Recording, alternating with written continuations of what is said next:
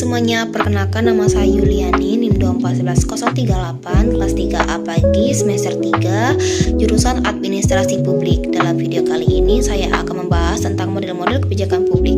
Kita tahu bahwa kebijakan publik adalah keputusan atau tindakan yang dibuat pemerintah untuk menyelesaikan masalah di masyarakat. Namun, dalam proses pembuatan kebijakan publik, ada berbagai model atau pendekatan yang digunakan agar kebijakan tersebut bisa efektif dan tepat sasaran.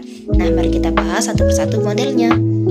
Pengertian model kebijakan publik. Model kebijakan publik adalah kerangka atau cara berpikir yang membantu memahami bagaimana suatu kebijakan dibuat, dilaksanakan, dan dievaluasi.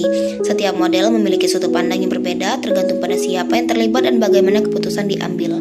Jenis-jenis model kebijakan publik. Berikut ini adalah beberapa model kebijakan publik yang paling dikenal. 1. Model rasional. Model ini menganggap bahwa pembuat kebijakan bersikap rasional, artinya semua keputusan diambil berdasarkan analisis yang logis dan data yang lengkap.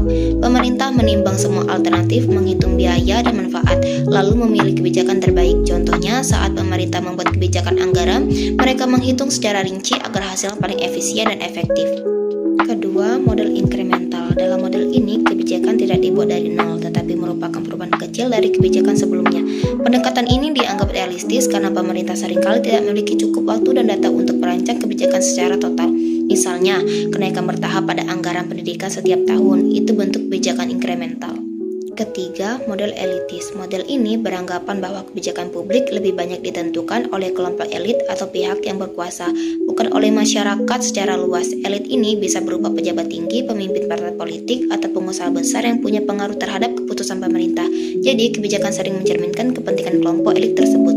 Keempat, model kelompok. Dalam model ini, kebijakan dianggap sebagai hasil dari interaksi antara kelompok kepentingan, misalnya kelompok buruh, pengusaha, atau organisasi masyarakat. Semuanya berjuang untuk mempengaruhi kebijakan sesuai kepentingan mereka. Kelima, model sistem. Model ini melihat kebijakan publik sebagai bagian dari sebuah sistem yang saling berhubungan.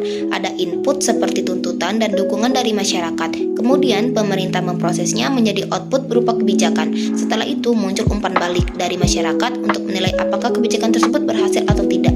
Keenam, model proses. Model ini fokus pada tahapan pembuatan kebijakan, mulai dari identifikasi masalah, perumusan kebijakan, pelaksanaan, sampai evaluasi. Jadi, model ini membantu memahami langkah-langkah yang harus dilalui agar kebijakan bisa berjalan dengan baik. Nah, dari penjelasan tadi dapat kita simpulkan bahwa setiap model kebijakan publik memiliki cara pandang dan pendekatan yang berbeda-beda.